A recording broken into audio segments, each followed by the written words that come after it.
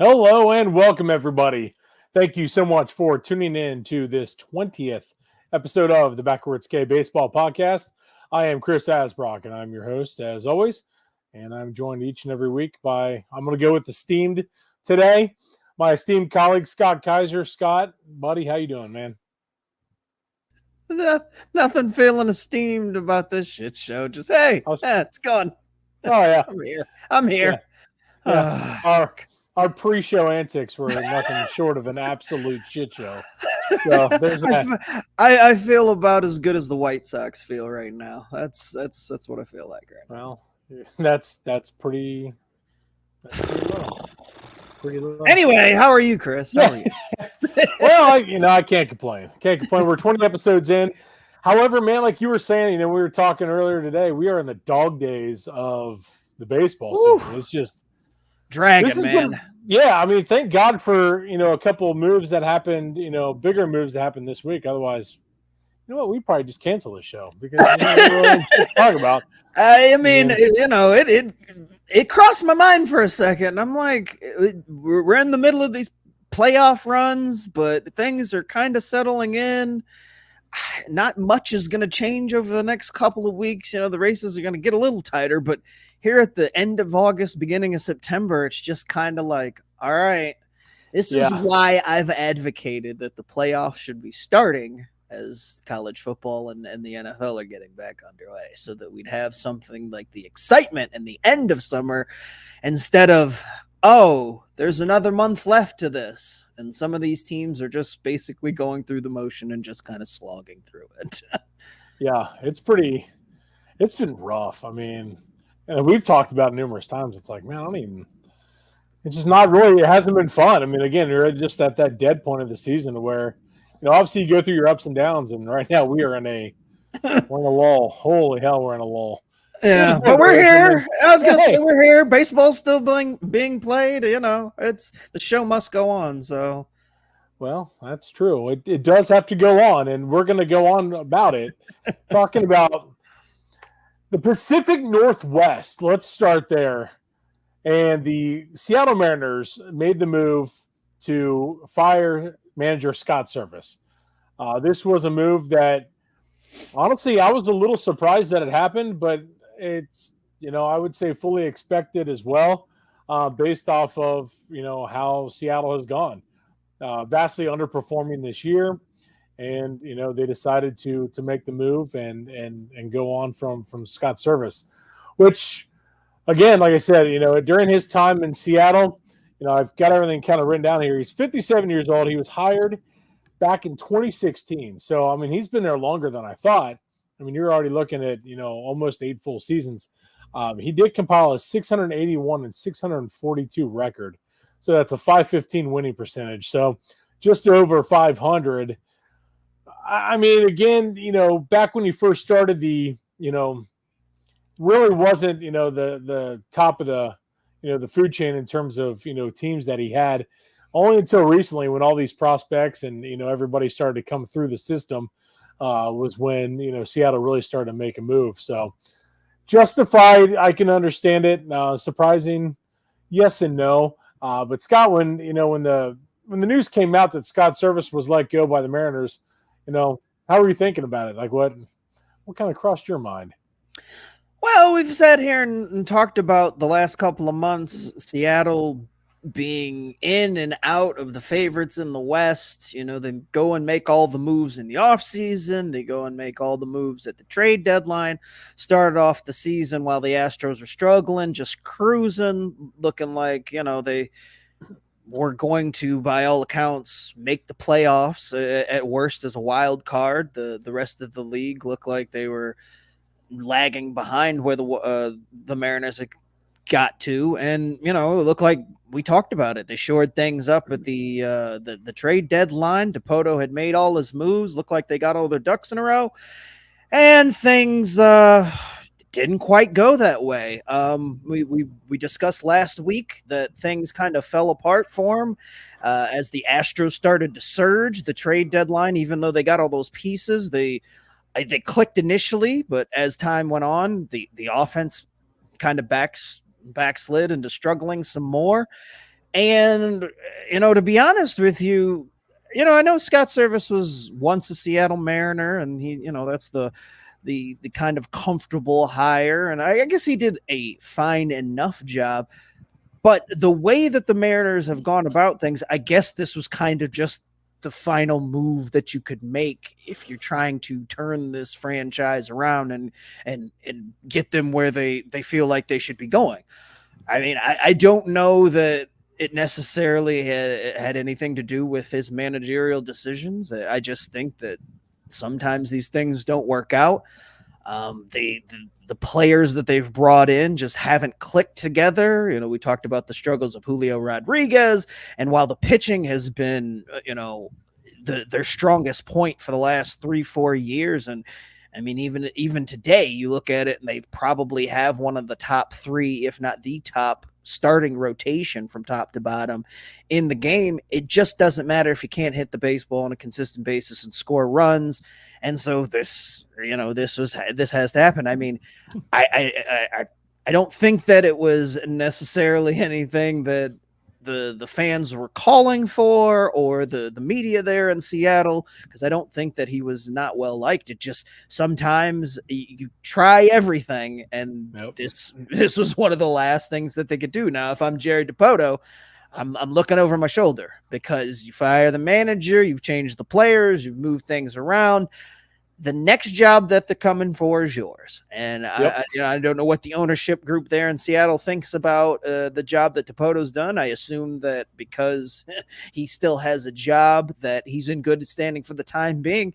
But it wouldn't shock me if you told me in a couple of months, when the season wraps up, they just cleaned house in the front office and, started fresh with a new face at the GM, who then can hire a new manager. Because if Dipoto hires this next manager and he struggles, or things continue to go the way that they've gone, then you've got a situation where you fire Dipoto and you bring in a new GM, and now that new GM didn't hire this guy that Dipoto brought in, and you've got that weird thing where it's like, well, he's not my guy and he's not doing well. So, it can turn into a real ugly situation real quick. And then, you're wasting even more time and years as far as what little window they have with this pitching staff and the way this team's constructed. So, it sucks for Mariners fans, because we mentioned it a few weeks ago. I don't remember Seattle ever being a place prior to the last couple years when some of the guys that played there left and said, it's kind of tough to hit the baseball there, and that when you look at the numbers, some of the home road splits suggest that maybe it is a tougher place for batters to see the ball and consistently hit well.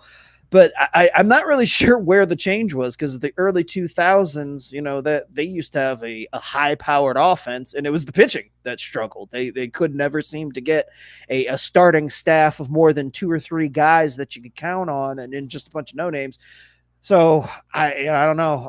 It feels like there's a lot of work to be done in Seattle, even though it wasn't necessarily Scott Service's fault.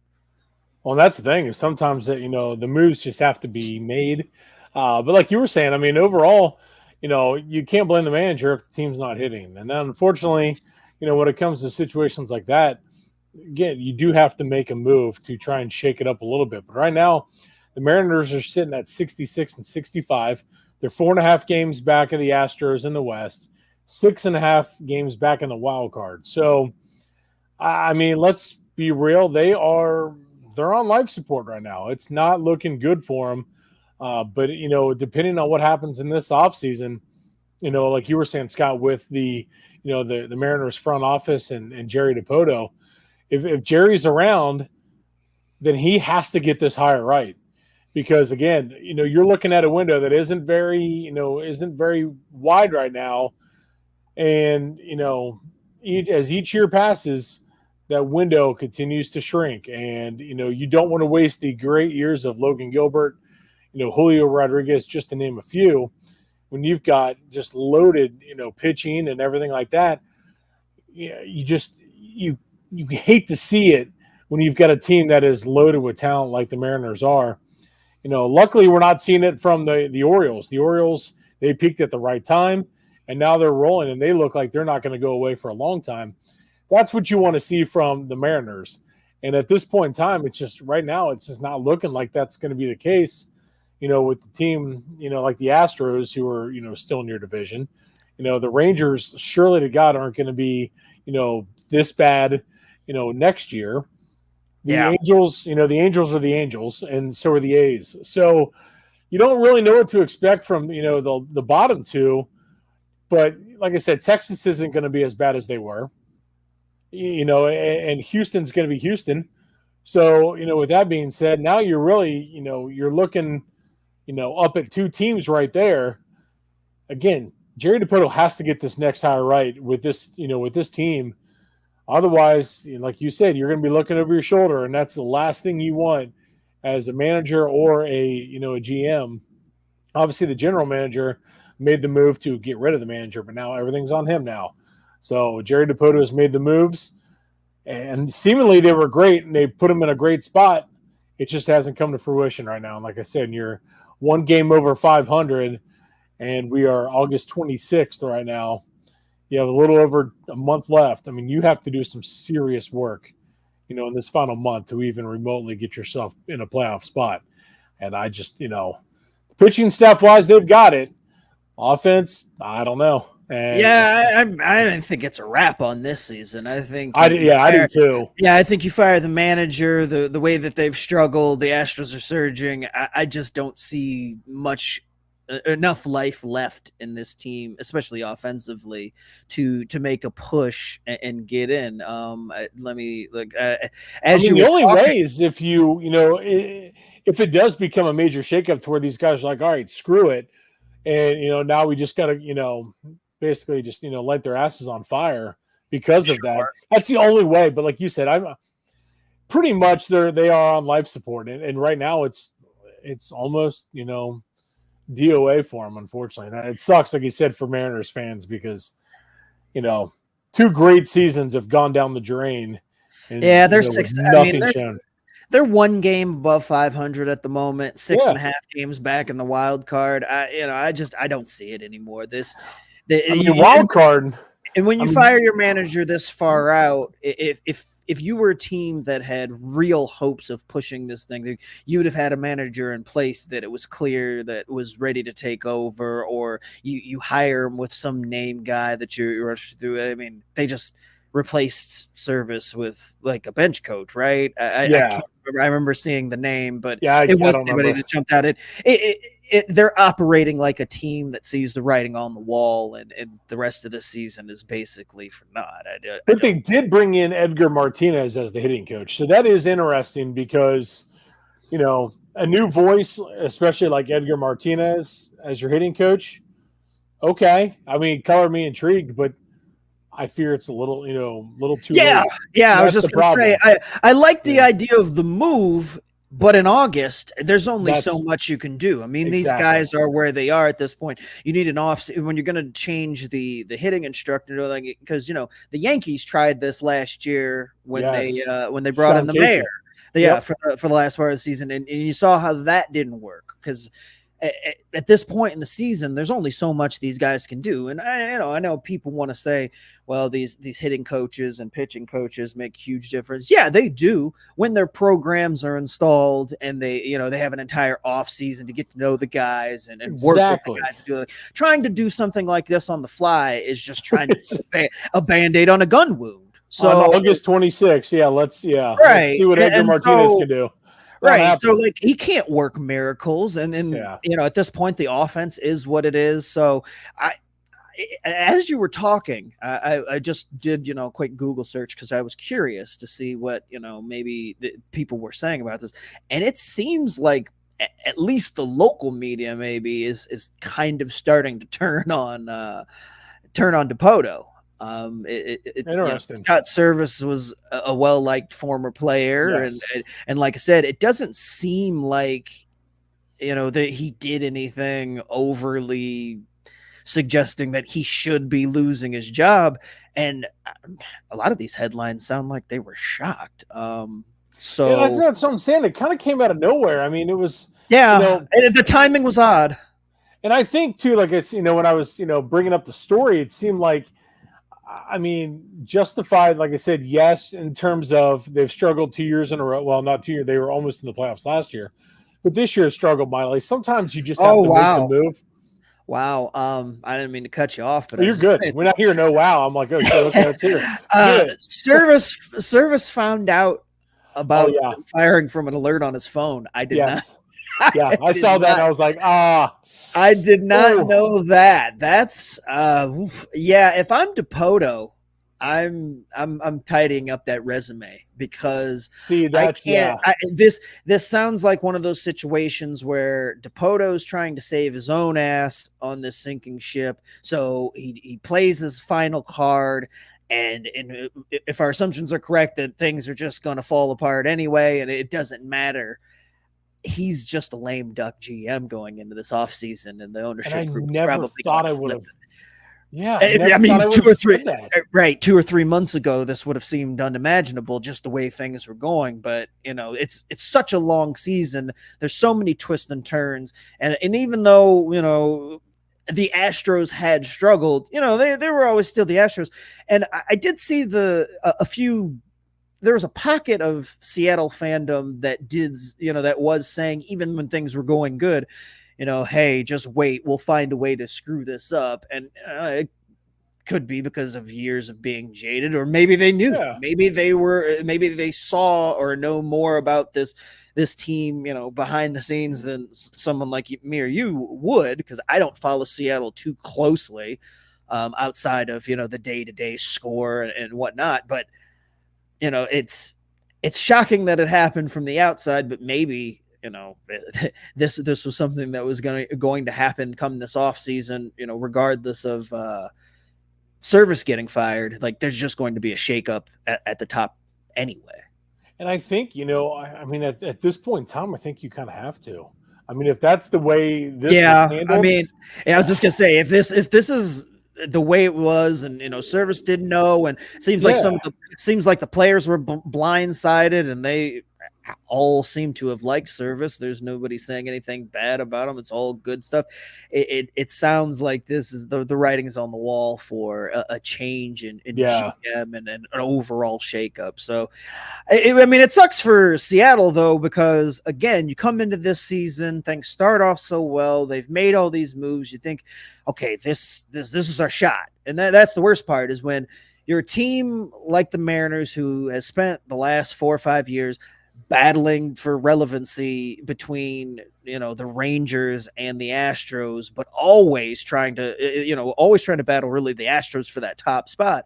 And then you have the top spot while the Astros are down, and then you just let it all whittle away. Like, that's got to be frustrating for I'm sure the ownership and front office, but the fans, man, I feel bad for them, because they don't get playoff appearances very often up there in Seattle. They're very few and far between. They had just broken that drought getting back into the playoffs a few years ago. yep, And and here they are struggling again. And I know that there's probably a large group of them that thinking, the next thing that's going to happen is these guys that we've got, this pitching staff, these these young aces, they're all going to price themselves out one by one. We're going to watch as they either have to be traded off because they can't afford to keep them, or they leave as free agents, and then you've got to start the process all over again. And Seattle's not a huge market, and it takes them a while to kind of all these guys are homegrown, and they seem to have a good pitching system, but for whatever reason,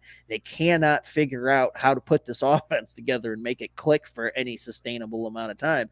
So it's something that whoever takes over as both the GM and who gets in the manager, they've got to figure this out before it's too late and they find themselves in a full-on rebuild again.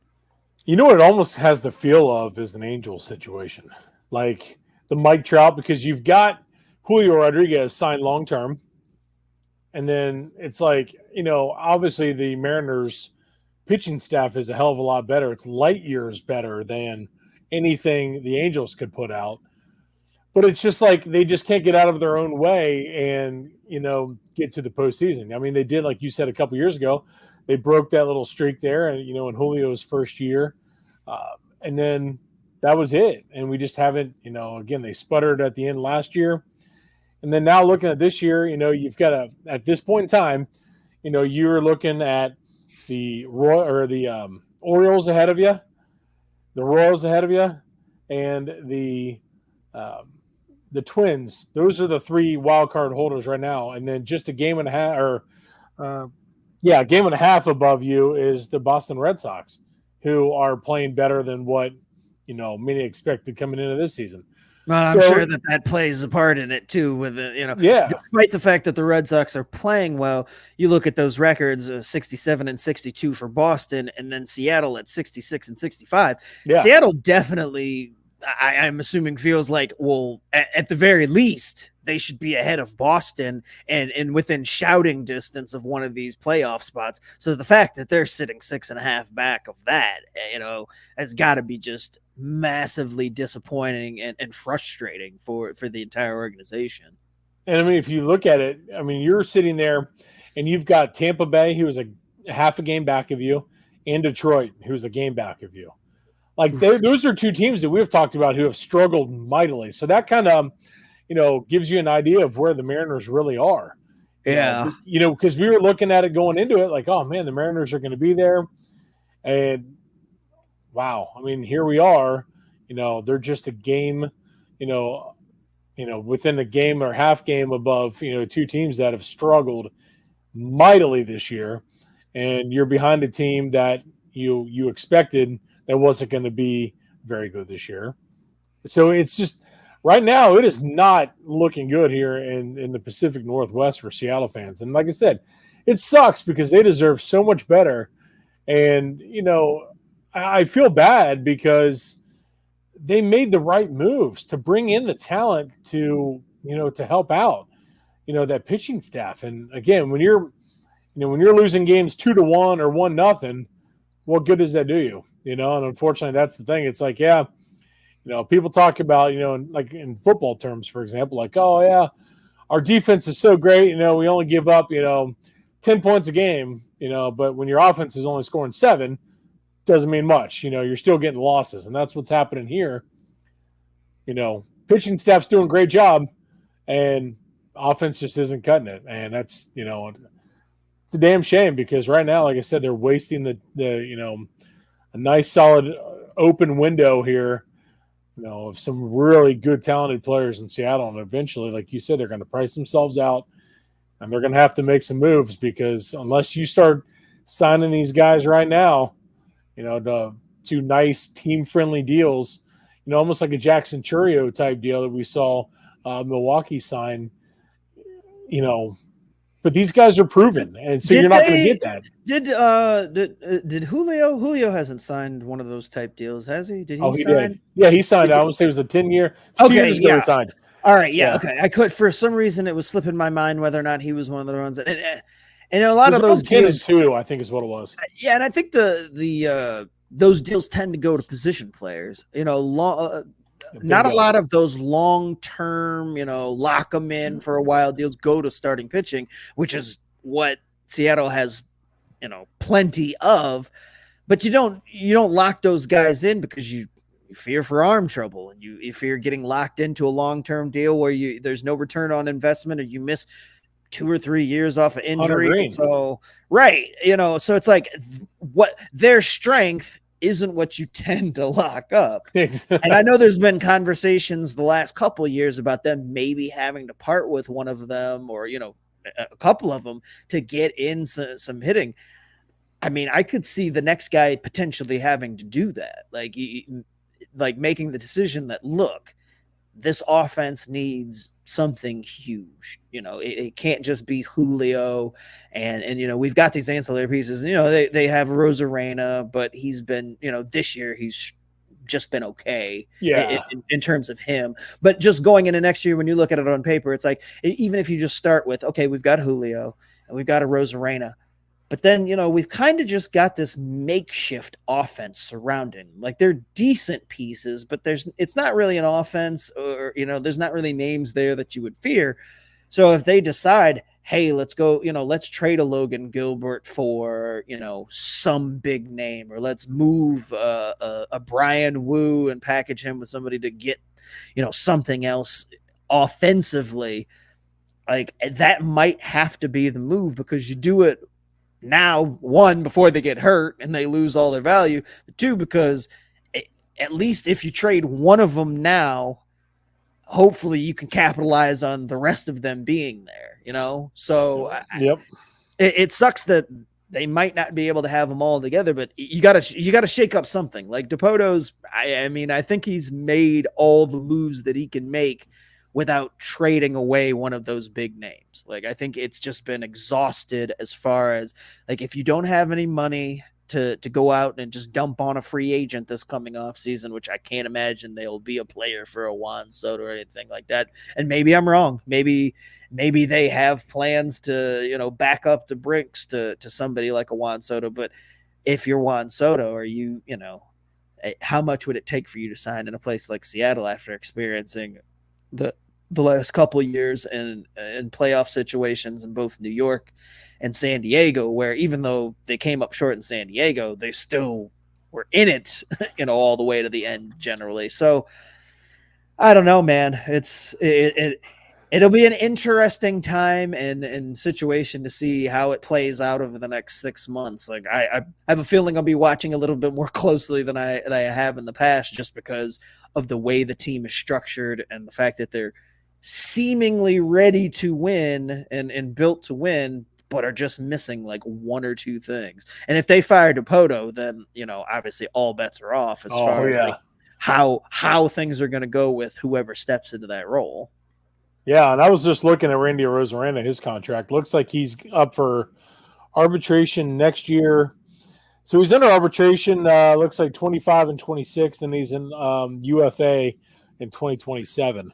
So, you know, they've got him for, you know, a couple more years. But, man, again, these are years you don't want to waste. And that's what, you know, unfortunately, that's what they're looking at unless they, you know, this offseason is huge for Seattle. I mean, yeah, I mean they really are at an organizational crossroads when you talk about the position that they are in with the players they have, the money they have, and you know the open spots seemingly at general manager and manager. Because the more we talk about it and the more I think about how everything's gone, I can't imagine a scenario where DePoto ends up coming back unless, you know, the Mariners run the table the rest of the way and just shock the world.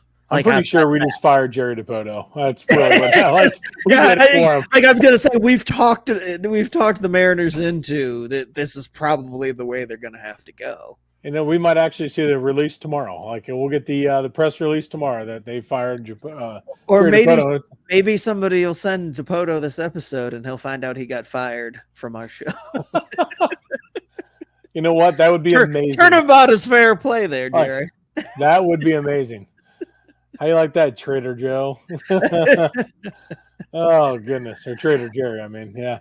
Yeah, I know what you meant, but all right, let's move on to the other big story of the week, because us being here located in Cincinnati, this was the epicenter of one of the bigger stories.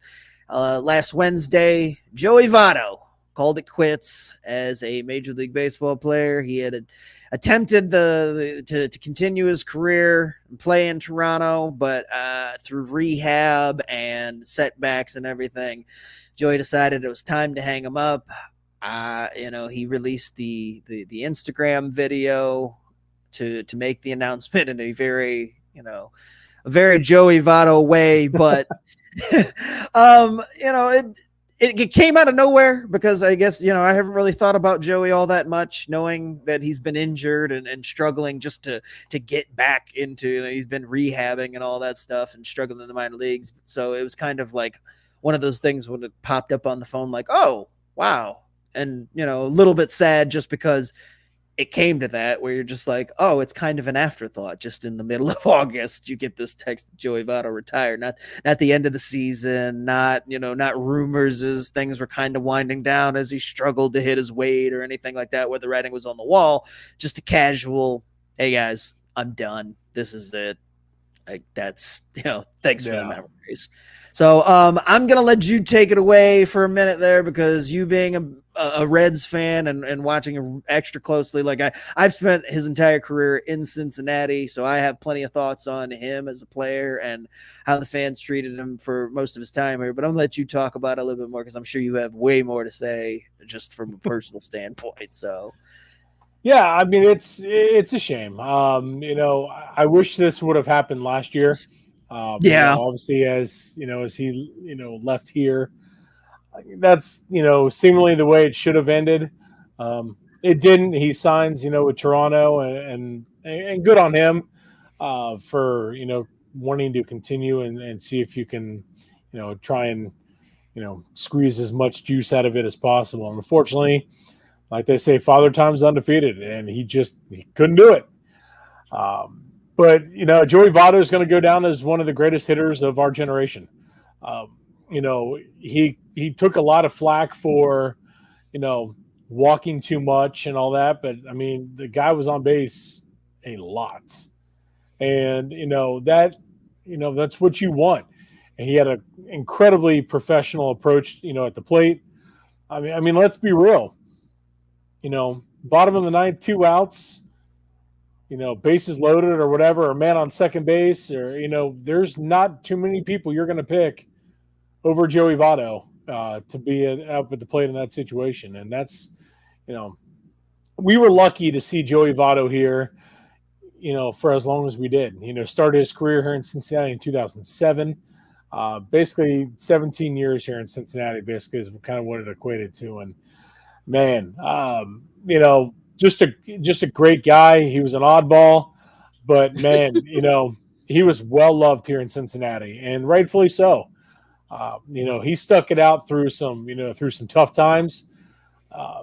It was great to see the Reds, during that time when that window was open for them to chase the playoffs in a World Series. They decided to make the move and go after Joey Votto and sign him long term. And, I don't know if people know this, but that contract, they had gone after Albert Pujols to bring him in here. And instead they pivoted to Joey Votto. So that's a little crazy to think about. And it worked out. Joey Votto, an MVP here. He finished second in MVP voting I think one other time. But again, I mean, homegrown here in Cincinnati, played out pretty much his entire career here. Let's, outside of, a couple months, when he decided to sign with Toronto.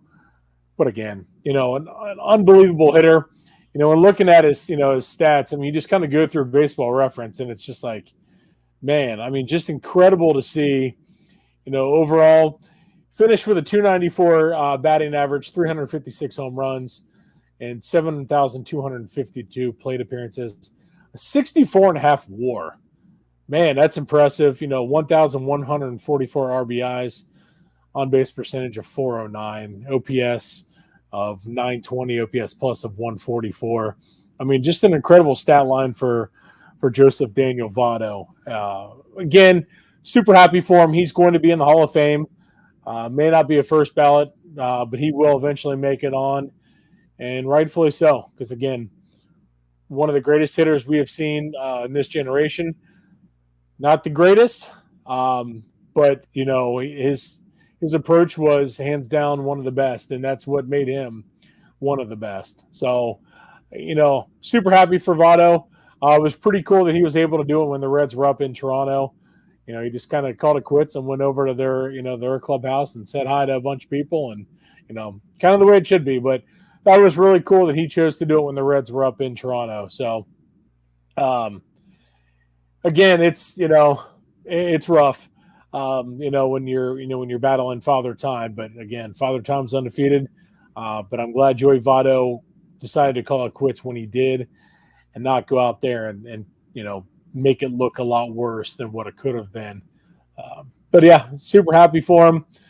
Best of luck to him, and I hope hopefully the Reds they make the move and bring him in as as a consultant or hitting coach or something along those lines, because that knowledge is crucial to have in the clubhouse. And I think that would be just a way to go in bringing somebody like him into this clubhouse and have him, with that leadership ability.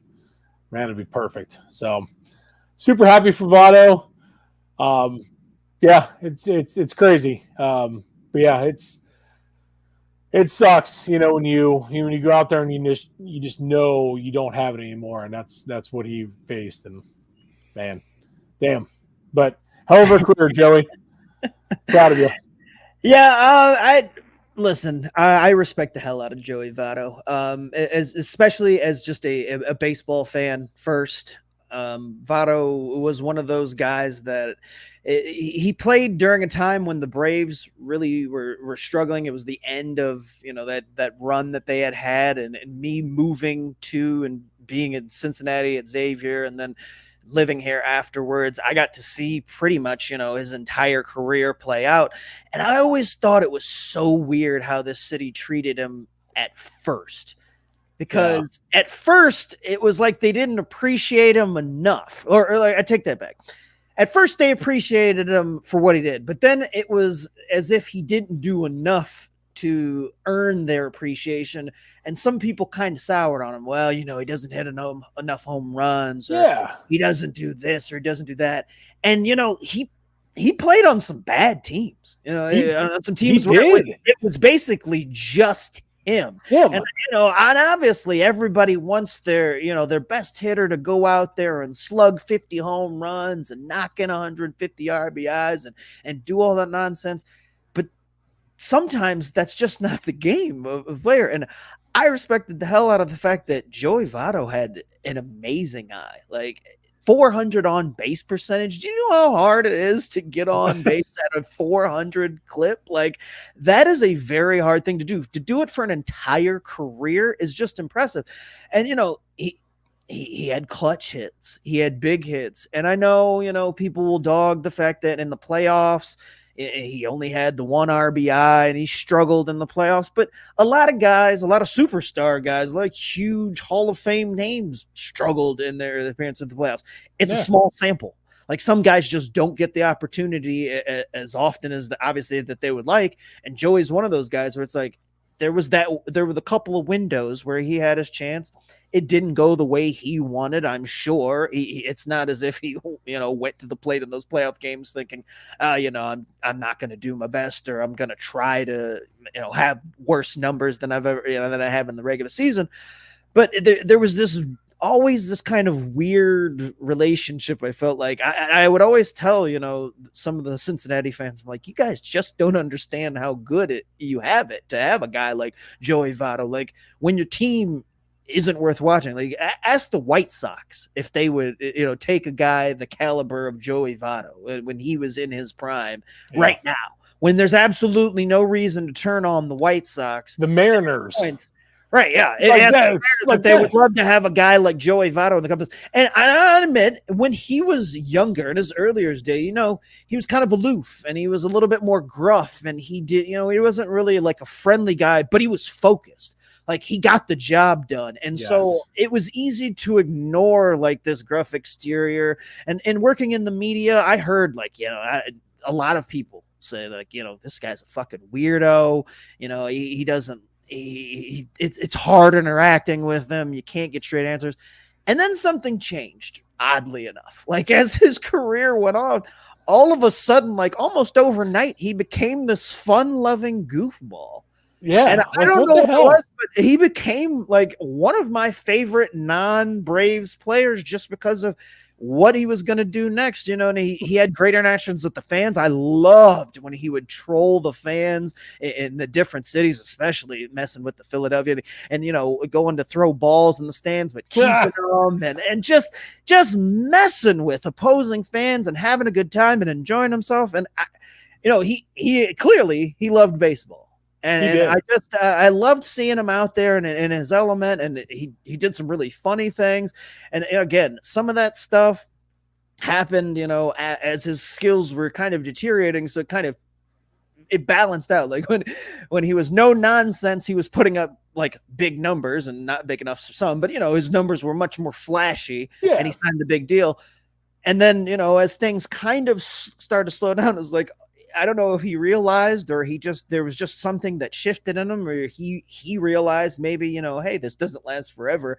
Maybe I should show a different side of me, or, here's who I really am. Whatever it was, Joey Votto was just a fun guy to watch, both on and off the field. And it's sad that it didn't end last year. But I will say, he never played an official game for the Blue Jays. So as far as I'm concerned, Joey Votto, came up a Red and retired as a Red. That's true. And it did not, he didn't sully that with, and sully is a harsh word, but I am very old school when it comes to the whole, and I know it doesn't happen. It's just the way that the game is. Guys playing with one team their whole career. I think that's really special. And as far as I'm concerned, Joey played for his whole team, for one team his whole career. And when you look at the fact that he even signed with the Blue Jays, the only reason he did that, I feel like, was because he knew this was it. And he wanted to play for his home. I mean, he said as much that he wanted to play for Canada, and that's where he's from. So I could respect that. Like, even if he had a gun, you could just be like, all right, that's, it's one of the, he didn't go ring chasing. This wasn't a situation where he joined some team to be sitting there as the 27th man just to pinch hit and enjoy the ride to ring chase. So I respect the hell out of him for that. And I just, like I said, I wish that more people, because at the end, I know that this city loved him, and it had turned to where there wasn't. I don't think I've met anybody who said a bad thing, but I wish some of those people that didn't appreciate him when he was at the height of his powers would have really understood how good it was to have Joey Votto. And I respect the hell out of the fact that he could have easily signed for much more money in another market. And I know the Yankees wanted to sign him back when he had signed that deal. So anybody gets my respect if they don't take the Yankees' dirty ass money. So hats off to Joey Votto, and an amazing career, fun to watch him. And I do hope that I actually hope that he kind of takes a break and we get to just see Joey just do some goofy stuff. Maybe he goes on TV. I could see. I was gonna say, bring him in the booth, man. Him being on that Fox set with Frank Thomas and those guys, and he would be the perfect personality for that. I feel like, and if that's something he's interested in, because maybe he has no interest in it, but whatever he wants to do for a little while, take a break from the game. But if he wants to get back in, and the Reds are interested, I would love to see something like that. The Reds would do it. I think they would hands down do it. But you know what I was thinking about as you were sitting there talking? You know what really sucked about the whole thing with Joey Votto is he played for Cincinnati. I say that because nobody knew about Joey Votto. You know what I'm saying? The true talent and how good Joey Votto really was. That, if he's in a big market doing that, oh my God, people are drooling all over him. Yeah. He's in Cincinnati. So nobody saw that. Nobody paid attention to how good Joey Votto really was. And that's why, like I said, I looked at his, I put up his baseball reference page while I was talking. I'm like, my God, you read off some of the stat lines. I mean, that is one hell of a career. And like I said, there's so many teams that would have killed to have Joey Votto on their team during his, the height of his career. Plain and simple. And it's just, a guy like him, he sits there and he's, like I said, his approach at the plate. There is not too many people you're going to pick over Joey Votto to be in a clutch situation, when a game is, down to the wire and it matters most. You're not picking too many people over Joey Votto. Maybe 3, maybe. But Votto's going to be right there because that's how great of a player and great of a hitter he was. And that's just, it sucks, like I said, that he played here in terms of the fact he was highly underappreciated throughout the game of baseball. I mean, I can only imagine. I could only imagine if he had played for the Dodgers or if he had, ended up in New York on either one of those teams or one of these teams that, was considered. And, maybe he knew that his personality was more suited for a place like here, because Joey doesn't even seem like the type of guy that would want to be in one of those places. No, I don't think he would have.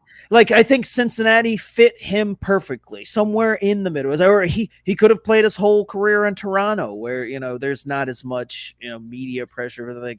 it all kind of worked the way it's supposed to for Joey Votto, and the people who chose early on in his career to kind of just poo-poo the things that he was doing just because it didn't hit some weird type of prototype that they had in their mind of a first baseman who should be hitting for power and all this other stuff. I mean, he checked every single box that you could ask for, essentially. And here's a guy too. Now here's a guy, that's right, to quote another Cincinnati legend, that you never had to worry about, picking up your phone or newspaper or anything like that and logging on and seeing Joey Votto did insert something stupid as fuck here. Like, that was never a concern that you would have for Joey. Joey Votto wasn't going to get a DUI. He wasn't going to be caught in a domestic dispute, nothing crazy like that. So, like, there's also that. Like, I mean, you can't put a price on some of that type of stuff. He never got injured. I mean, it wasn't like he was injury prone. Another thing that you can add to his legacy, like, there's so many different little things that when you look at his career, it's like, I think that Joey Votto is actually going to end up more appreciated, like, once he's away from the game a little while, especially not necessarily here, because I think it's kind of topped out here, but I just think on like within the game and on a national level, it'll be like, Joey Votto was actually way better than we gave him credit for, and it's just because we didn't get to see him as often as we do some of the other guys that played during that time. And like you said, and Albert Pujols garnered all the attention, and the Cardinals were always in the playoffs in those big moments, and even when he was in LA, it seemed like he garnered more attention. But Joey never got bitter about that. He never went the Bonds route and decided he was going to do something to get himself some more attention. He just did his job, did some goofy things towards the end of his career on social media, kept it real with the fans, and had a good time out there. Mike wants to know, better Joey Votto moment, him doing the interview dressed as a Mountie, him calling the fan behind home plate fat, or him never leaving the box in that one at bat. I mean, the Mountie one that was an absolute classic. But my favorite, though, was him not leaving the box, not at bat. I mean, he just sat there, and it was the funniest thing to watch. Go back and watch it again. He just sits there and just like... I gotta go calling a fan fat, because anytime a guy like Joey Votto, disparages a fan, there has to be a reason, and that the fan is giving a shit. And I like when players give it back to fans, but not in a malicious super it's the way Joey said it, or the way Joey went about doing something like that with the heckler wasn't like, hey man, I'm gonna come find you and beat your ass, you fat fuck. It's just like, hey, you're overweight, guy, like, just telling it how it is, and that makes it even funnier. So I'm going with that. That was a classic. But the Votto, like I said, standing in the box the whole time, that was like, you just think that's Joey Votto, though, because he just he just stood there and it was like, he ain't moving. He's ready. And it's like, oh, dude was a hoot, man. It's like, yeah, we were blessed to see him. And I was looking, you were talking about, being rarely injured. Out of his 17 years, I was looking, 12 of those 17 years, he played over 100 games. One of those years was a COVID year in 2020 where they only played 54. So I'm not even going to count that. So sure. 12 out of 16 years. And then one year he played 91 games, I think. So that's damn near 100 almost. So 12 of 15, So we're looking at that. The guy, like I said, he played, 24 games his rookie year, but he played 62, 54 in the COVID year, 91, and then 65. So, I mean, the dude was, he was there each and every single year. He did. That's what you want out of a guy that you're paying the money that the Reds were paying him. And it wasn't an absurd contract. People, that was another reason that people kind of got, he's making so much money. And it's like, honestly, there was an argument that he was underpaid for a lot of that contract when guys that you looked around were making a lot more. So, he could have gotten more. He never complained about it. You didn't hear him talking about, other guys getting more money than him. That wasn't his thing. Like, he signed his deal and he honored it. Again, another thing Yeah. that's rare amongst a lot of these guys, because they're, the minute they sign the deal and then one of their fellow league mates, be it at the same position or a similar position or similar skill set, they're already looking at like, well, why shouldn't I get that type of money, or I can't wait till my next deal to get it. And slightly different in baseball because the guaranteed aspect of it, but still you do have it where guys almost immediately, as soon as a deal gets done, there's the question of, I know when in the Braves instance, when they were signing up all of their young position players and getting these real good deals, seemingly everybody kept saying, oh, well, when Acuna sees that, Juan Soto gets 400 million, that's going to do all this and all that and all that stuff. It's just like, you know what? It very well might. But Joey Votto never did, get into anything. And there was never a hint that was an issue for him. So I respect the hell out of him for, like I said, going out there, getting his deal, and then shutting up and playing baseball and letting everything else take care of itself. In 9 years, he received MVP votes. Again. 9 years. Yeah, that's he impressive. won it. I mean, he won it the 1 year, and in 2010 he won it, and he finished second and third. But other than that, I mean, he was receiving MVP votes 9 years total. I mean, most recently in 2021, when he went off, in that year, had a hell of a season. But again, that's But that was like a resurgent year, right? Yeah, he had a couple of down years and struggled there and then out of nowhere in 21, I remember that it was like it was coming off the COVID year, and then, life. Yeah, it was like, oh shit, out of nowhere, and he came in batting 266. I mean, he finished 16th in MVP voting. So I'm not saying he was like top 5 for God's sake. Sure. The fact that he was able at age 37 to rejuvenate that part of his career there, again, right at the end of it, he's getting MVP votes is, that's a pretty damn good way to go out. Man, it's just, again, you go to his baseball reference page and check it out. Again, if you're not from here and you didn't get a chance to see Joey Votto on a daily basis like we did, man, it's totally worth going through and checking out highlights and everything like that, because, like I said, it's a damn shame he played here in Cincinnati simply because of, he was overlooked, I think, in a lot of years. It's a shame. But again, he's going to get his due because he will be in the Hall of Fame, and he deserves to be in the Hall of Fame based off of what we saw from him and being one of the top players during his time in all of baseball. And, again, the good news from that aspect is that when I do hear like the national guys talk about him, or, the ones that aren't necessarily covering just the Reds, there is that respect level and that acknowledgement of how he played the game, and there's no loss of his sense of accomplishment when it comes to people that know the game. I just thought it was unfortunate and odd that so many fans, like I said, early on in his career, just didn't appreciate him as much as they should have, and it just kind of poo-pooed what he did do and what he was accomplishing because it wasn't what they had in their mind that he should be doing.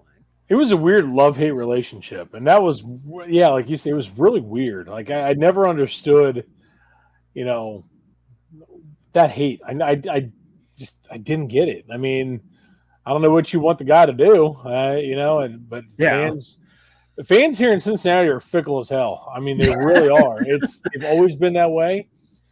It's just how it is here. Thank God we didn't drive him out of town. I look back at that, because that, that very well could have been the case. Won't be the first time, a sports figure's been driven out of here.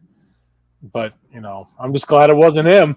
So being a Reds fan, where I don't know, because the Reds have so many like legendary players, like in both in the organization, just on an organizational level and within Major League Baseball. But like, where do you place like kind of Votto in that pantheon of Reds greats? Like, where does he kind of sit for you? Because Ooh. I have a hard time kind of figuring out where to put him there. Like, there's so many names, Well, and I that's the know that problem. he's one of them. It's just tough to kind of like rank them, I guess. Like, I don't know where I would. Like, even if you just say first baseman, because that makes it even tougher for me, because I can't think of, I don't have the knowledge of like the Reds history at first base. So like, he's got to be kind of near the top of like all time Reds first baseman, right? Yeah, I mean, in terms, and that's the problem is you had the freaking Big Red Machine. That I mean, like every single one of those dudes is in the Hall of Fame. It's like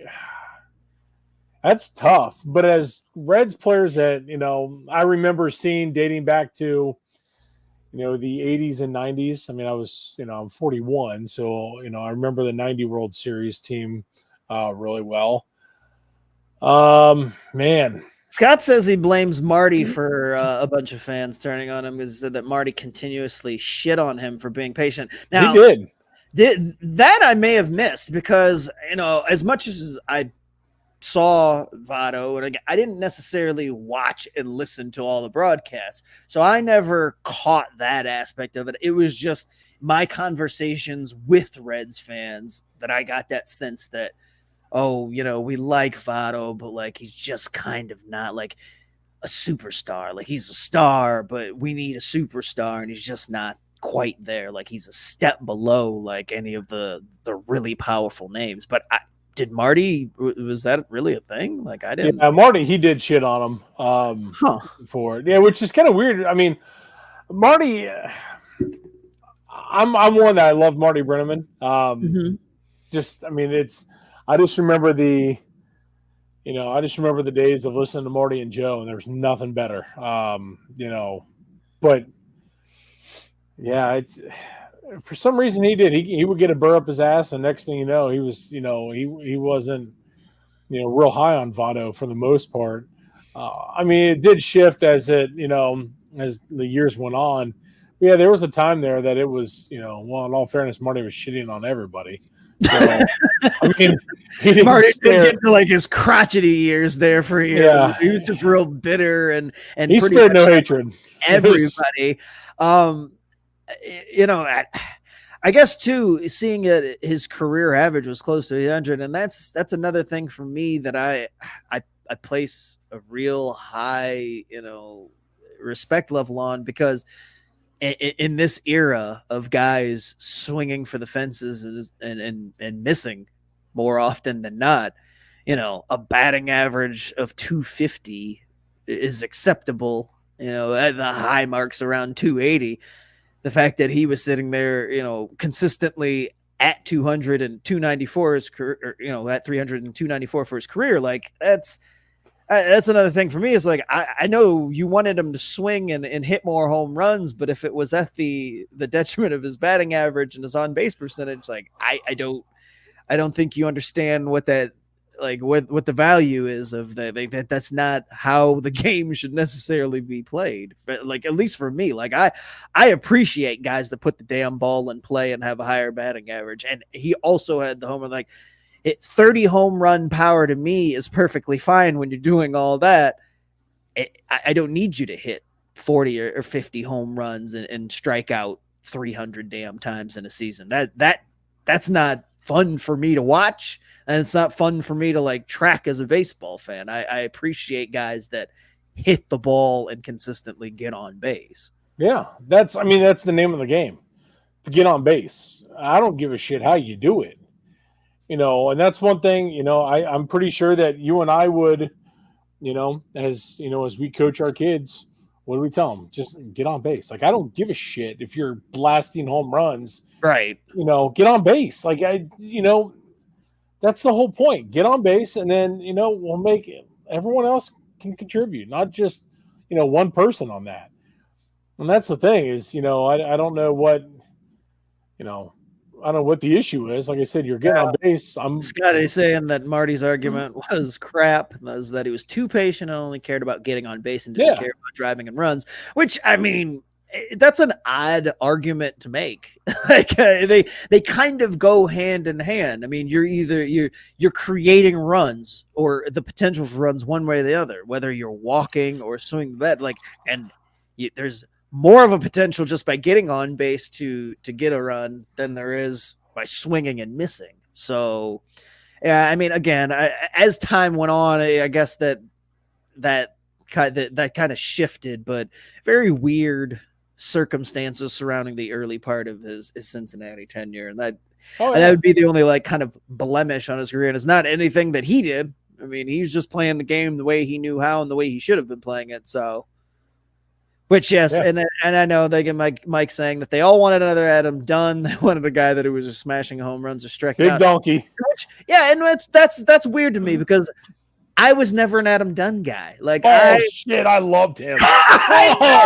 I know we had this conversation. Adam Dunn was a fan favorite here, and it used to drive me nuts because I'm like, yes, it's fun to see a guy just wreck a baseball and hit it 500, feet. That's cool. But when he's striking out 200 times to do it, like, I can't, man. It drives me up a wall. I would take 1,000,000 Joey Vottos before I took one big donkey. Well, I would too. But let's be real. Like, I don't give a shit if Adam Dunn goes 1 for 4. That says he doesn't even know you, and he would have bet $100 that you love. Oh. Yeah, you do kind of have the look of a donkey fan. I don't know how to. I don't know if I should be really pissed. I don't really know how to take that. Well, no, and I mean, I'm just saying. We'll talk about this after the show, Scott. I've seen you swing and like when you played, and I'm just saying like being a lefty, it fits. Like you're a big dude, and it just it's very similar. Like that's what I take from that. I don't think he's done because he's done like it just. Being a fan of Adam Dunn, like it just to see you, it's like, oh yeah, that's not shocking. That's all. Yeah. That's all. But again, going back to my point, I don't give a shit if he's 1 for 4, 3 Ks with bases loaded, and but if he hits that one ball into Newport, I don't care. Like I am all for it. There's just something about it, man. Like I just. Well, to be fair to Reds fans, I will say that was the time when it's like there was no pitching outside of him and Griffey hitting dingers. There wasn't much to see. So I guess you paid a ticket to see somebody just hit bombs. Dude, the grand slam he had against Cleveland, that one, holy shit, that was unbelievable. Like, it's just Adam Dunn, man. That dude could just smash it. It was just the same as what's his name? Francisco, who's the third baseman? That it couldn't hit for shit, but he could Juan hit. Francisco? Yeah, Juan Francisco, same way. Dude, we have a couple of those guys like that. I mean, barely make contact, but when he does, it's gonna go a long way. Yeah. In between those home runs, he'll probably strike out 60 times, but hey. If you're there that night when he hits one into the river. I was just going to say, Scott goes Willie Moe. Willie Moe is the next name I was going to say. Good old Willie Moe Pena.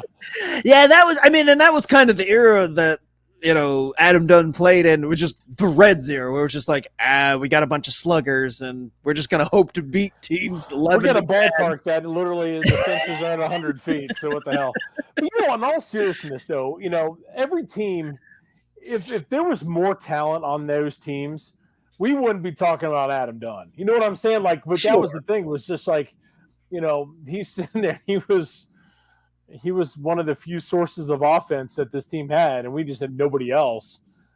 So, but again, if there was a lot more, if he's on a team, with, it's going to sound like the Dodgers, for example, with all that talent around him in terms of hitting, nobody would care about all the strikeouts. Like that wouldn't be an issue at all.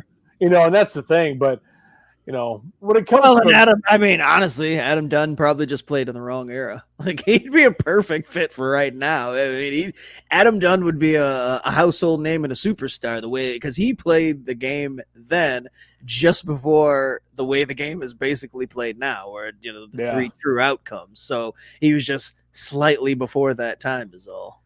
Yeah. I mean, you put him on this team now, well, maybe not this year, but last year, with the guys who were, the young talent that was hitting all over the place. I mean, that would have been, oh my God, that would have been phenomenal to see him, God, him and Ellie and Spencer Steer and oh shit, that'd be, some fun stuff right there. Done in the middle of that lineup. Yeah, exactly. Yeah. Throw his big ass in there, hitting them off the scoreboard. It's what it's all about, man. I love it. Well, I don't know how we ended up talking about Adam Dunn, but back to Joey Votto. I guess to put a bow on the conversation, I respect the hell out of Joey Votto. Wish him well. Rest of whatever he's got going on moving forward. I'll be paying attention. I'm a Joey Votto fan, and I hope that, like I said, I hope that he gets into the public light somehow, because he's a really funny guy.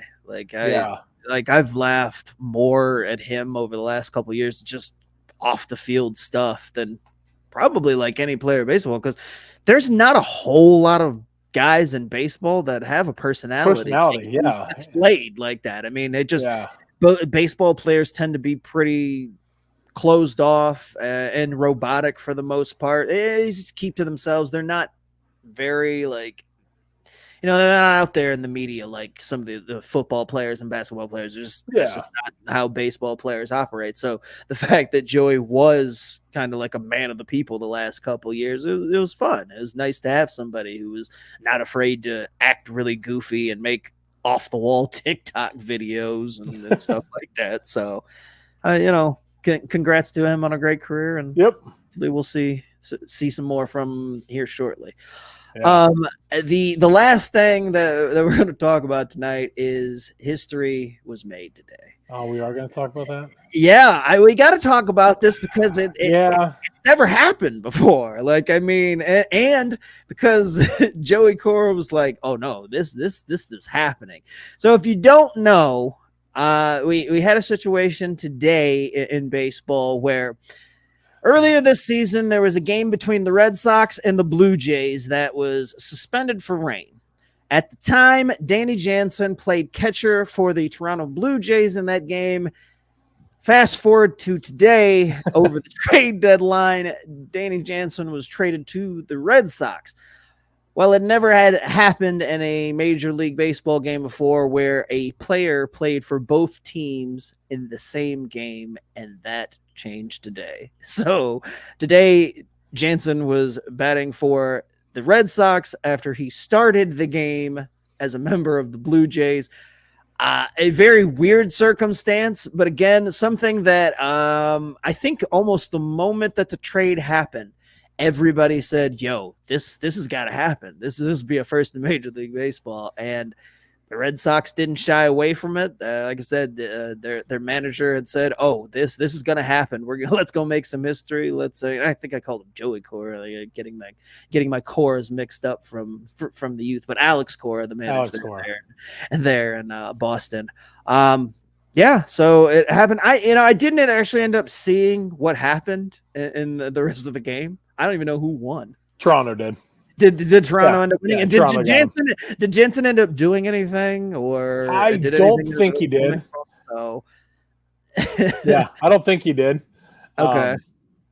But I thought we were going to talk about the White Sox. That's why I was like, no. I mean, we'll talk about the White Sox in just a second. No, we don't have to. I mean, no. They shit out of them enough. They also made history too, but it's like this Danny Jansen thing was just one of those things that could only happen in baseball. Which is awesome. I mean, legitimately, that's so cool. Yeah. It's one of those weird, quirky things that baseball, and again, it's never happened in the history of baseball, which rare that you can say that. So, Mike's saying that the pinch hitter struck out for the one that took the place. So, he also played not just for both teams in the same game. He played for both teams in the same at bat, which, that part of it I did miss, but baseball kicks so much ass. I was just gonna say the fact that could happen and become this big old national story, and it's something only baseball fans would care about and get a kick out of, but it's just a fun little thing. And then the other historical thing is the White Sox have lost 100 games. Yeah. The fastest team in 100 years to Like, to what get was it, like fastest since 100 like losses. 1916 or something like that, I think. I'm like, Jesus Christ. I mean, Just to add to the legacy. yeah, they're just Yikes. shit. They're bad. They are bad. Yeah, Oh, we had talked about it pre-show. Chris had brought it. We were struggling to kind of figure out what we're going to talk about today, outside of the Votto thing, and there was a bunch. And he mentioned the White Sox, and I thought, huh, we've talked more about this losing White Sox team on this show than we have just about anything over the I past. know. We have beat the shit out of them so much. Just because of how bad that they've been, historically bad. Now, yet again, at this point, what are we looking at? What's the record for losses? Are they still on track? Well, MLB season. Let's well, see. Okay, since 1900, no team has lost more than the New York Mets, 120, which was 1962. So they went 40, 120, and 1. So the White Sox being at 30, they're at 31 wins. 31 and 100 right now. Okay, so Oh shit, I love it. I mean, I think they're slightly ahead of the pace. Yeah, but that doesn't mean that they couldn't eclipse that. Jesus Wow. Christ, they've got a run differential of minus 276. Yikes, man. God, they suck so bad. We talked about that last week. It's like, it's not just that they're losing. It's that when you tune in, I mean, you very likely won't even see them score. Dude, they're getting their shit kicked in every single night. They're 44 games back in the division, 41 and a half back in the wild card. Oof. That is awesome. God, I love it. We go from talking about the amazing, Danny Jansen playing for two teams in one game and then going right to the White Sox, who are literally about to lose 120 games. Like, it kicks so much ass. I'm rooting for it at this point. Oh God, I hope they lose out. Go. I was just gonna say, go set the record. Go 31 and 131. Count me in. Yeah, 31 games left. Oh my God, the fact that you could sit there and say that we lost 100 more games than we won is that would be awesome. They are 41 and a half games back of a wild card spot, and they've only won 31 games. God, man, that is amazing. Oh, just like I said, you've been outscored by 276 runs. Just brutal. Yikes. You know what? Just when we think like our teams are in rough shape. Yeah, I know. It's like bitching about injuries and things like that, but not setting records for the amount of lose. So Mike wants to know: do they let Grady Sizemore stay at the helm next year? I mean, Chicago was kind of. Yeah, I was gonna say Chicago was kind of in a similar situation to the Mariners, albeit different from the fact that one was ready to win and they're kind of in a different spot as far as like that goes. But when you're talking about the White Sox had changed their GM and they kept their manager Grifol, and then when it was one of those things where it's like, all right, well, Griffol's going to stay on, and they're firing Grifol. They bring in Sizemore. That's gets his guy now. So I assume that if Grady wants to keep the job, he can. I don't imagine that they'll push to get anybody else in there. So I would think that Grady Sizemore, but this team, unlike the Mariners, like there's no hope. I mean, you're looking at next year, it being very similar. Like obviously they'll go out and make some moves in the offseason. They're not going to spend money because there's no reason to when you have just a AAA franchise essentially at the major league level, and you might as well give all these kids that they've brought in there the playing time anyway and get all their lumps in now, so that by the time they hopefully get to where they think that they'll be able to go, then maybe you can add some more to help. But I mean, what The fact that they could double their win total next year and still lose 100 games is hilarious to me. Oh my God. Now you say that is incredible. I mean, that's incredible. They could win 31 more games than they have right now next year and would still end up with 100 losses. That's how bad they are right now. Just oof. Rex says that maybe the new season of Ted Lasso will be about coaching the White Sox. I don't even know if Ted can turn that one around. I was going to say, I wouldn't wish that upon anybody. Seriously. That's horrible. I mean, wow. Yikes. Well, I think we've talked enough White Sox, although I imagine that it won't be the last that we'll talk of them, because now I have something else to root for when it comes to the White Sox. I know, yeah.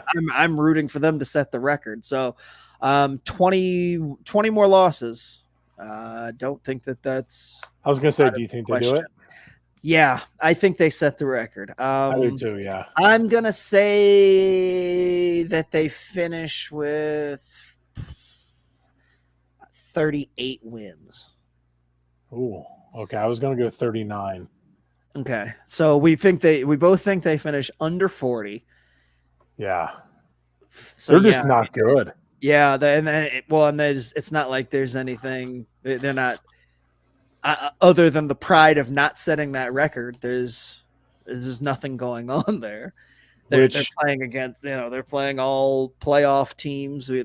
With Cleveland and the Royals barreling down on the playoffs. Those teams aren't going to be letting up anytime soon. The Twins and the wild card picture. So, and then even though the Tigers are a handful of games back of the wild card, there's obviously not going to roll over through the end of the season. So yeah, it's going to be rough sledding for, and earlier this year, the White Sox had made that s'mores milkshake that garnered all the attention, and Rex Amelia pointing out that apparently the milkshake doesn't bring all the boys to the yard. That's an excellent place to that was awesome. Things up for this week. Thank you everybody for joining us in this episode. I'm just gonna go ahead and we're canceling next week because it's Labor Day. So shit, it is, there will be no show next week. Everybody enjoy it. Enjoy the day off. Enjoy not hearing our lame asses. But we appreciate you guys joining us this week and every other week. We will most certainly be back after the holiday. Thank you, Chris. Thank you all for tuning in. This has been an episode of the Backwards K Baseball Show. You can find us where you find all your other fine podcasts. We're on Facebook. We're on X or Twitter, whatever the hell they're calling it these days. The Impact Sports Cincinnati Network, as well as the Craft Brewed Sports Podcasting Network. And YouTube here every Monday night. We're live. Again, thank you guys for joining us. We appreciate you. We love you. We'll catch you in a couple of weeks. This has been Backwards K. Have a good night.